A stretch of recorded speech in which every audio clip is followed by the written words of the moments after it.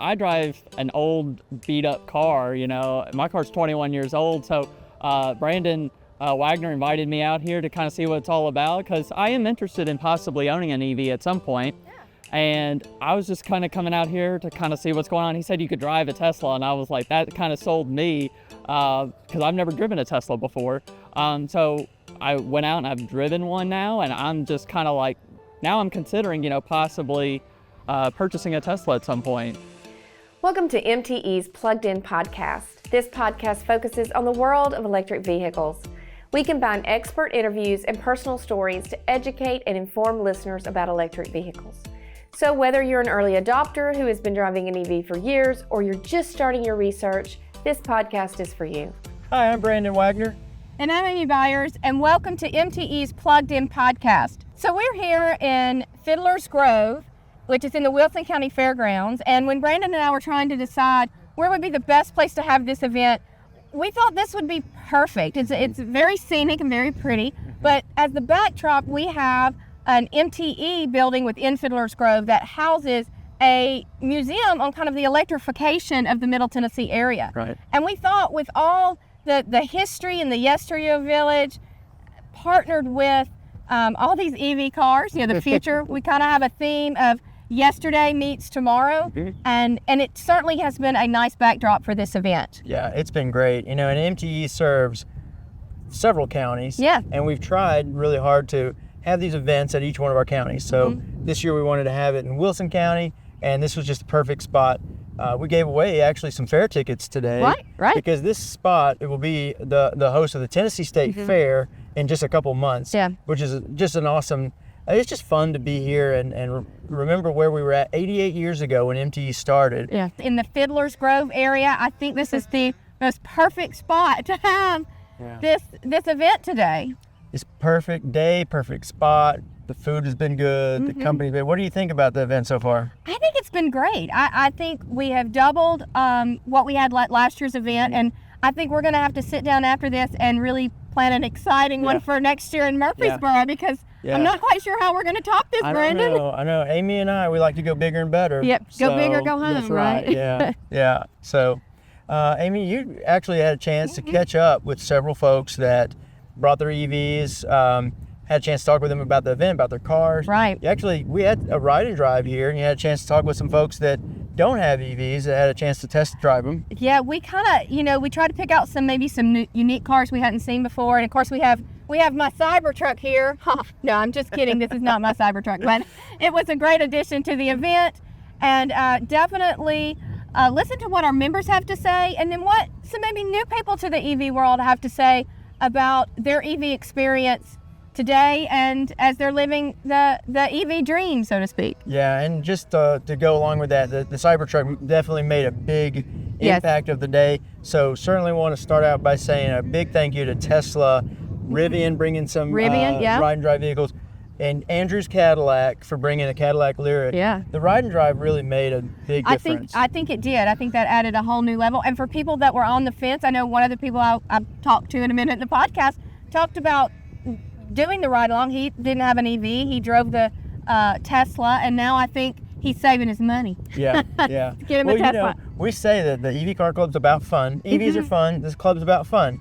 And it was so cool to see the smiles on those faces when they were getting out of those test drives. Even some kids. I saw a few take their booster seats so their kids could go in the ride drive. Yeah. It was a cool event for folks to be able to test drive those. Well, great. Well, I hope everyone enjoys the interviews we have and can learn something from it. So I'm here with Jason West, and we are going to look at his beautiful car. I have to say, I think this is the one I want to take home with me today, if you're giving it away. Absolutely not. It is beautiful. So, Jason, tell us a little bit about your car. It's a 2023 Audi e-tron GT.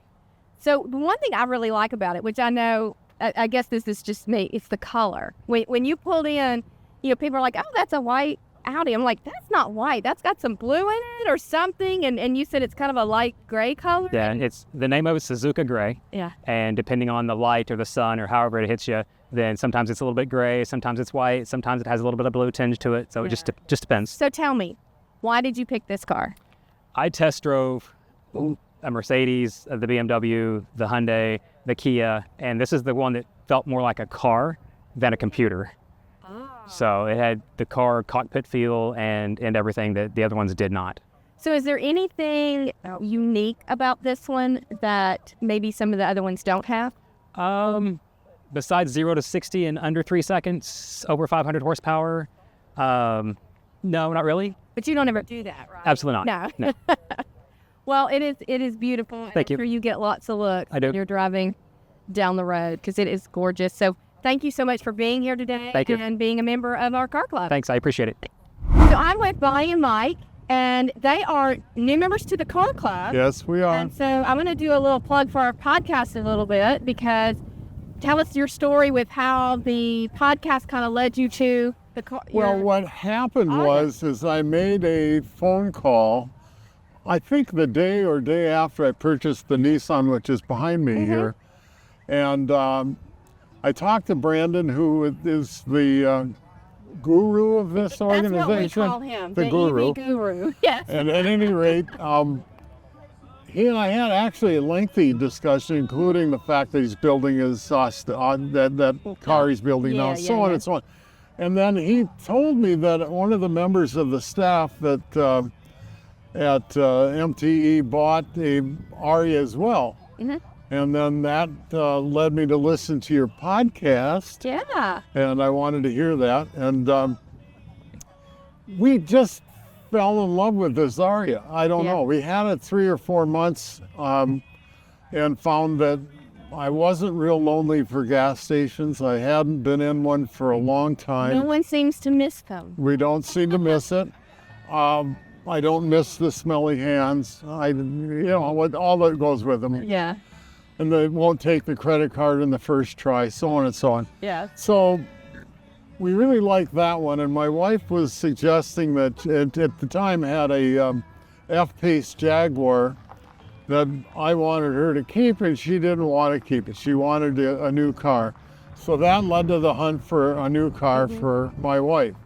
And that led us to this Mercedes-Benz EQS 450 Plus. Which is beautiful. It is a gorgeous, Beautiful. It is a gorgeous car. Yeah. And so right now, basically, we are, for all intents and purposes, all electric, both of us. We can find our way anywhere in Nashville or anywhere in the surrounding area, get back, don't even need to charge in the first night. And you live in Lebanon. So we live here in Lebanon, so we're driving away. If you go to Cool Springs or Murfreesboro, we're in the middle of things here, so we're driving. We found these cars to be fabulous. We still have the F-150 Ford pickup, just for a security blanket. We're not using it. I'm not buying diesel or long stuff. Yeah. So that's what led us to be a two electric car family. We think, after talking, that every family in this surrounding area should have one. Yes. There's no doubt that they'd be benefited by having an electric. And no oil changes. I think, at last year, this year's event, it's much bigger than what it was last year. And then our first one, quadruples the first year. So definitely people are catching on. And as we're building out that charging network, I think people are starting to feel more secure as well. That honestly is what's missing, if anything, is the security. If you're leaving the area and you need to charge somewhere, you have to count on it as opposed to think it's out there. You want to know it's there. Right. Well, thank you both so much for being here today, and thank you for talking with us. Thanks for the invitation. Yeah, thank you. So I'm here with Greg Cole, and we're going to talk about your Rivian truck. First, you've been a member of the car club since the beginning. So a lot of people we've talked to today are kind of new, but you've been with us for a while, and you were even at the event last year. Was at that one and one at the racetrack, which I was so totally lost. Cars and Coffee. Yeah, at the Cars and Coffee events. I never found this group. Yeah. Well, this is just us today. So at Cars and Coffee, there's all sorts of stuff going on, but this is just the EV Car Club today. This is at least twice as many as you had last year. It is. Glad to see it grow. Brandon and we're like, well, we had a really good event last year. How are we going to top this? So we kind of thought, well, let's get a van and let's have more food and let's have it at a unique location. So I think it really went well. We've got so many cars out here, but let's talk a little bit about your Rivian truck. I know you just had said that You've had this truck for a while. How I've long you had it a little over a year now. A little over a year. And you had to put in your order. Well, 3 years it before you worked a got little it, bit or- different back then. You put a deposit in that was fully refundable, and then as they started producing cars, the first deposits got the first cars, and they never did give out how many deposits they had, so you never knew exactly when you might be getting a car. So at the 3.5 year mark, they opened their service center for Rivian in Franklin. And at that time I went by and I saw my first Rivian in person. And So you had the deposit on there before you ever even saw it. ever saw it, other than on, online. Right. And we talked for a while, and the gentleman says, well, if you want a truck, I can get you a truck. I can get you in on the back door, and you can have a truck in a week. So I went home and talked to the wife, because I originally wanted the SUV because it fit in my garage a little bit better. So I decided to do the truck, and they brought it in, and I was the first one to get a new Rivian in Middle Tennessee. Oh, wow. And I've loved it ever since. Well, and I remember when you pulled up, you were one of those cars that when you pulled up last year, no one had seen the Rivian truck, and everybody was like, oh, there's a Rivian truck. This year we're like, there's the Tesla Cybertruck, but last year you were the truck everybody was excited to see. So it's a great vehicle, and thank you so much for coming today and sharing your story, and hopefully we'll see you. I think next year we'll be in Murfreesboro, so hopefully you'll come and visit Do us another there. one of these. Do It's another great. one of these, yeah. Hope the weather is nice. Yeah, we'll order the same weather for next year. Thank you. So I'm here with Charlie Morgan, and you're kind of have an interesting story to tell. This is your third vehicle, Yeah, an EV vehicle. yeah. But this particular one, I was surprised to learn is 10 years old. Yeah. So you bought a used vehicle. I did. Tell us a little bit about how you're liking that. And like, when you told me it was 10 years old, I'm like, it looks like one of the new ones. Most of these are 1, 2, 3 years old. So tell us a little bit about your 10-year-old Tesla. This is almost a classic. It is. I mean, it's a 2014. First year they started making them was 2012, I think, but they had the very, very short range. This one is an 85 kilowatt hour battery, rear wheel drive, 2014 Model S. Okay. And it's the comfort one. It has the air suspension, which is off a Class S Mercedes. And it's got the nice sound system and plenty of power. I mean, it's really, I love it. I really like it. So it's 10 years old. What about the distance? Because I know like the range in these newer ones, it keeps increasing, but what's the range like for a 10-year-old vehicle? Well, the battery is, I have a diagnostic that I can do, and currently the battery is at 90%. Okay. After 10 years and 88,000 miles. And so at the moment, I can probably get about 248 on a full charge. Yeah. So that's still pretty good. Yeah, and the original was 265, I think, ish. Yeah. And I've having driven electric cars for 5 years, I'm pretty good at it. Yeah. I know how to eke the most out of the battery. You learned all the tricks. I've learned all the tricks, yeah. So would you recommend for others that maybe if you can't afford like one of these new models that it's okay to buy a used EV? I think so, yes. The thing about it is that don't be scared of the mileage. Mine had 64,000, which is pretty low for like, at the time, it was an 8.5-year-old car. Yeah. But I have a friend in England who has an almost identical car, and he advised me to get this car. His is an 85 kilowatt hour 2014. He's done 150,000 miles in this car. He buys and sells EVs, and he uses it as the general pick-up and drop-off car. Oh, yeah. And that's basically, he calls it, it's his dog's body in England, with an expression. It's the general runaround. Okay. And he's had 3 sets of tires and 2 sets of brakes, just the shoes. Yeah. And 150,000 miles. Yeah. And that's all he's done. Nothing else to the car. The electric motor is the same. It's, everything else is the same. Well, it's a great commercial for if you're thinking about an EV, maybe you don't want to spend the money on the new ones is to go look at that used market. I think so, yeah. I mean, I paid $35,000 for this, and I traded in a BMW i3. And actually, he gave me $2,000 more for the BMW i3 than I'd paid for it 2 years before. Wow. Because at the time the prices were elevated. Yeah. Now you could probably get this car for about 20 grand. Yeah. Depending on the mileage. And most of the time you can go into a diagnostic if you have the Tesla app. Yeah. Or another app called Tessie. There's one called Tessie where you can actually go in and look at the VIN number of the car and see what it's done. Yeah. So you can examine the battery condition. That is, I think for me, that the most important thing would be to check the battery condition. Right. And then drive it to make sure it's driving straight and it hasn't been in an accident and that kind of thing, you know. Well, thank you so much for talking with us today. Okay, I'm here with Daniel Johnson. And Daniel, you're just here. Do you own an EV? I do not. You do not. And you're just here to kind of see what it's all about. Yeah. So tell me a little bit before we, in case anybody's wondering, yes, this is a Tesla Cybertruck behind us. But tell us a little bit about today and what you found out and what was the things that most interested you.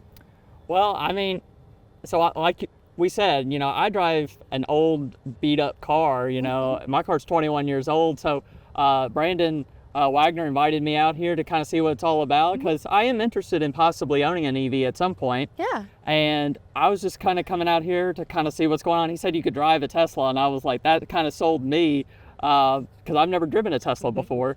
So I went out and I've driven one now, and I'm just kind of like, now I'm considering, possibly purchasing a Tesla at some point. So are you going to purchase one of these Cybertrucks? Well, that might be a little out of my price range, but maybe a Model Y, for example, I'd definitely consider it. I have to say, so we got here early and we were all setting up, and this pulled up, and I think literally all of us that were setting up just kind of turned and stared at it, and our jaws just dropped because I've not seen one in the wild, so to speak. I've seen them on commercials or whatever or on TV, but I've never seen one, and it's just fascinating. And I know, like, it was all closed up, and I was like, but if this is a truck, what, and so he pushed this button and the back opened up, and then he says, you can buy a camper and it'll level itself out. It was like, this truck just does everything for you. It's like a tank to me. I've seen videos of people, putting snowmobiles in the back of it and shooting guns at it and all sorts of stuff, and it's just like very unusual, but I think it's just the coolest thing. It really looks like something that's in like a post-apocalyptic movie or something. Like a Mad Max or something. Yeah. Absolutely. Very much so. It's just one of those things. I've seen one in the wild, and that was just a few weeks ago. Yeah. But it's kind of like, it's definitely a standout vehicle, to say the least. It definitely is. It is a jaw-dropping vehicle. But thank you so much for coming today. I'm glad that you kind of might be buying an EV eventually. Yeah, considering it. Yeah, and so MTE is always going to be here for people like you. If anybody has any questions about EVs, certainly we want them to look to us as their resource. You can go to driveev.com to find out more information on all the programs that MTE has and to join the EV Car Club. So thanks for talking with us today, Daniel. Thank you. Appreciate it. Hey, everybody. I just have to say before we start how deeply personally thankful I am that you all have chosen to spend your Saturday morning here at this event. I hope you're having as much fun as I am. When we started this EV Car Club, we said there's two things we want to do. We think EVs are fun, and we want to have fun. And hopefully you all have done that today. And the second thing we wanted to do was build community, build relationships. I had someone the other day tell me, you're so fortunate because you get to do something that you're passionate about. And I asked them, what do you mean by that? And they said, well, you're obviously passionate about EVs. And I do love EVs, and I'm interested in them. We could talk forever about them. I like to do that.